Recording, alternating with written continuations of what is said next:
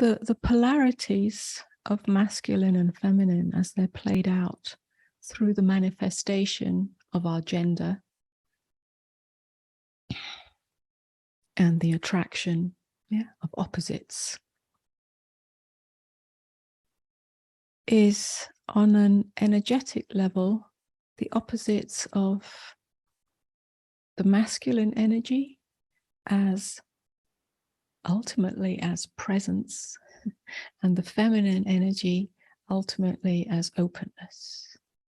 So when we're attracted to the masculine, we're usually attracted consciously or unconsciously. And I'm going to speak about men and women because it's easier. It can be a little more interchangeable than that. Yeah, some same-sex relationships also have a polarity. Yeah, that's why there's an attraction.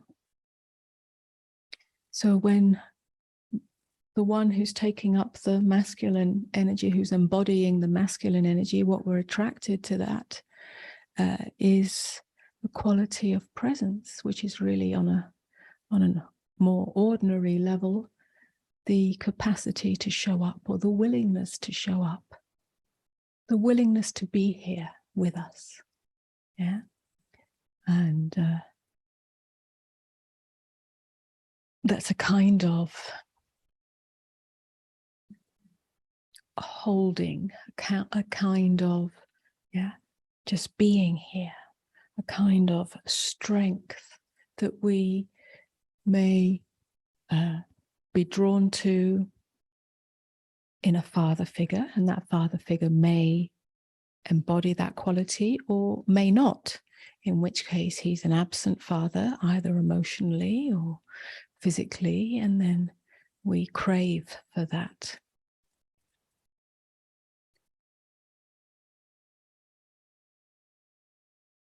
The quality of the feminine that we, or the opposite sex, is attracted to is the quality of openness, the quality of receptivity, being receptive, being, we might call that on one level, unconditionality. Loving unconditionally. And that's what we are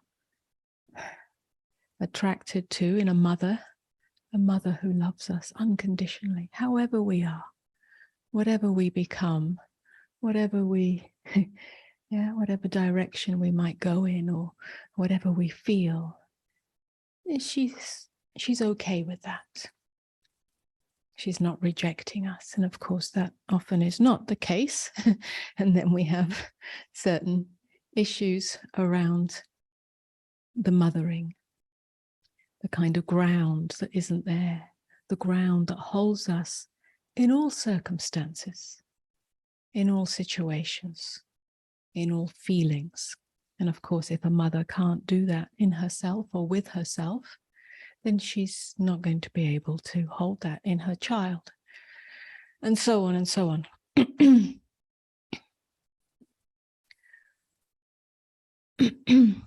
When we seek for those qualities outside of ourselves in order to fulfill something, then we might be lucky and find that quality in another. But if it hasn't been fully met in oneself, then there will be a dependency on the other to always be that, to always provide that. And of course, human beings and human relationships are not fixed in that way. So to look within and come to the inner marriage, to understand energetically, to embody more deeply those qualities in oneself. Essentially, that heals the family dynamic. It also heals the relationship dynamic.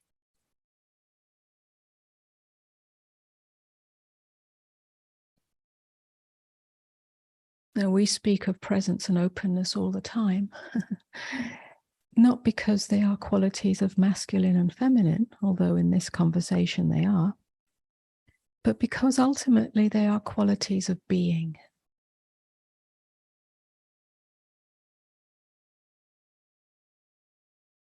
Being, to come into our beingness, to recognize our beingness, to reside as beingness,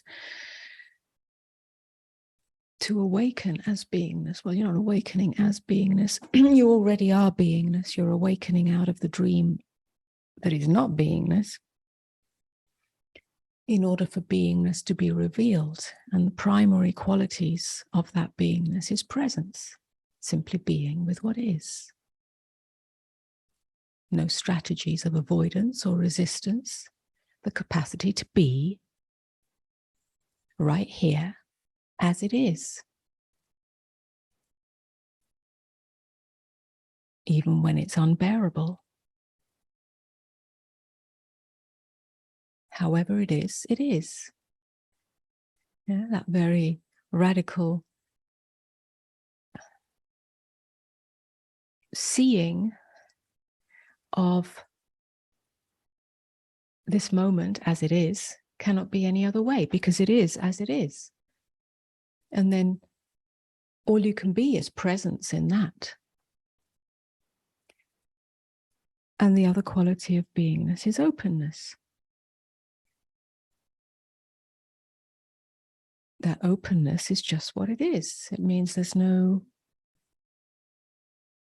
clinging to an edge where you're scrambling to get away. It's openness. It just is as it is. See, they're two sides of the same coin.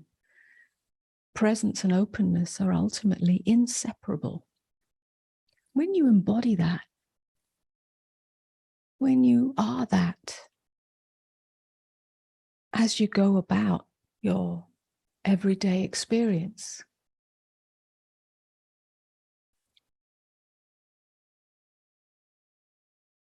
when you stop interpreting and interfering with your experience, then you are that. You are that beingness. You are that presence. You are that openness. Essentially, that's the inner marriage. The inner marriage of the deepest aspect of masculine and feminine.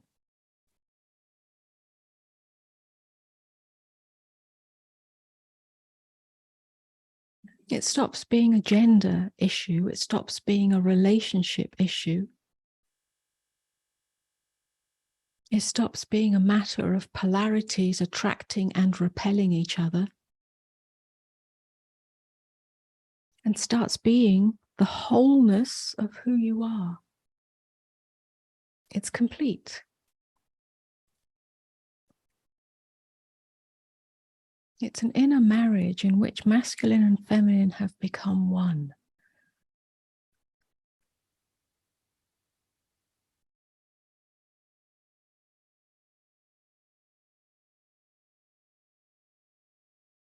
And then when we look out on the world from this place, when we look out on others, other individuals from this place, we stop seeing genders, stereotypes. We start seeing the deeper qualities of the other. And we're not attracted to that quality which is opposite to us, because there is no more opposite.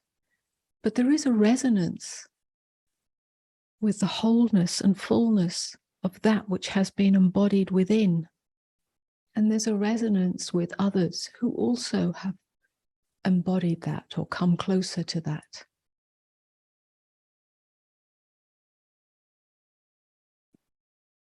And then it's not a matter of attraction and repulsion, because where there is attraction, there is repulsion. It's like two magnets.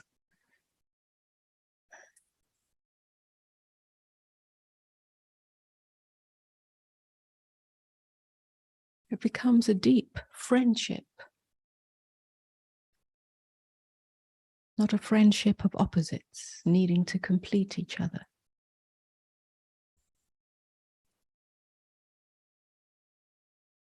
But two wholenesses.